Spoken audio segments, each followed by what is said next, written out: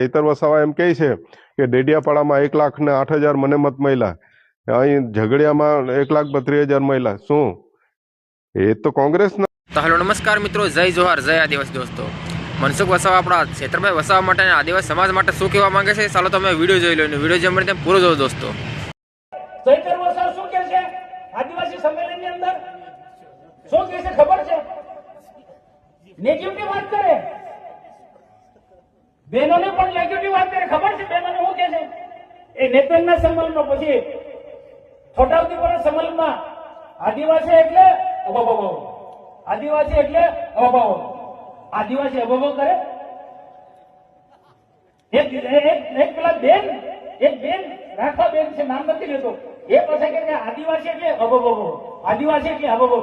એટલે અભાવ કોણ કરે ભાઈ આપણા સમાજની અંદર? આ આદિવાસીનો ઓળખ છે. દર્શક મિત્રો, આપણા મહેશભાઈ સંગોડ આપણા આદિવાસી સમાજ માટે અને જે આપણા આદિવાસી મજૂરો માટે એમના માટે વિશે શું કહેવા માંગશે, તો મહેશભાઈ સંગોડનો તમે વિડીયો જોઈ લો. અને નવા હોય તો અમારી ચેનલ પર લાઇક શેર સબસ્ક્રાઇબ કરી દેना દોસ્તો. Thank you. જય જોહાર, જય આદિવાસી.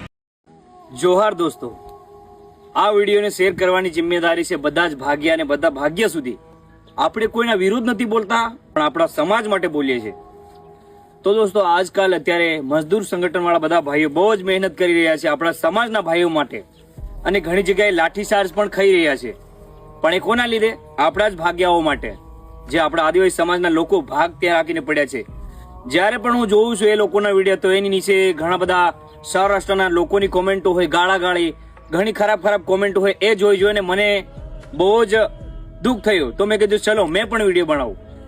આપણે અત્યારે જે પણ મુઆવજો માંગે છે એ માંગી રહ્યા છે, પણ એનો કોઈ લોકો સમર્થન ઘણા લોકો કરી નથી રહ્યા. આપણા જ સમાજના જ્યાં મીટિંગ હોય ત્યાં જતા નથી. જવું જોઈએ, પણ હું એક વાત કહું છું, આ હિતની વાત છે.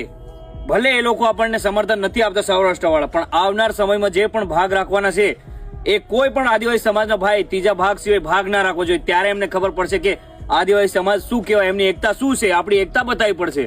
અત્યારે આપણે મીટિંગ કરી રહ્યા છીએ ત્યાં પણ લોકો ઘણા બધા હાજર નથી થતા. જ્યારે પણ આ મિશન સક્સેસ જશે તો ફાયદો કોને થશે? આપણા જ સમાજના ભાઈઓને થશે ને. અને એ ભાઈ મીટિંગ કરી રહ્યા છે એમના માટે નથી કરતા, એ આખા સમાજ માટે કરી રહ્યા છે. તો હું પણ એમને સમર્થન આપું છું કે હરેક જગ્યાએ આ કરવું જોઈએ.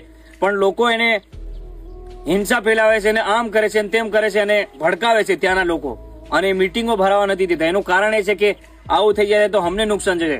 ભાઈ વર્ષોથી સોતા ભાગે ભાગ રાખતા આવી રહ્યા છે અમારા આદિવાસી સમાજના ભાઈ લોકો. અત્યારે એટલી બધી. તો દર્શક મિત્રો, મહેશ વસાવા આપણા ક્ષેત્રભાઈ વસાવા માટે શું બોલી રહ્યા છે અને કેવું કેવું બોલી રહ્યા છે, તો મહેશ વસાવાનો તમે વિડીયો જોઈ લો. ચૈતર વસાવા એમ કહે છે કે ડેડિયાપાડામાં 1,08,000 મને મત મળ્યા, અહીં ઝઘડિયામાં 1,32,000 મળ્યા. શું એ તો કોંગ્રેસના તમે જોઈન્ટ હતા? કોંગ્રેસે જ તમને મત આપ્યા છે ને લોકસભાની અંદર. તમારા મત ક્યાં છે? હવે ઉભા રહી જાઓ ને તમે. આવનારા સમયની અંદર ડેડિયાપાડામાં તમે વિધાનસભામાં ઉભા રહેજો, અને અત્યારે તાલુકા જિલ્લા પંચાયતમાં ઉભા રહેજો. કેટલી સીટો આવે છે? આજે તમારા ઘરના જે જિલ્લા પંચાયતના સભ્ય છે ચૈતરભાઈની ઘરવાળી, એ આજે બીટીપીની છે. કેમ રાજીનામું આપીને તમે લડાવવું જોઈએ ને પાછું? તમારી હિંમત નથી એની અંદર.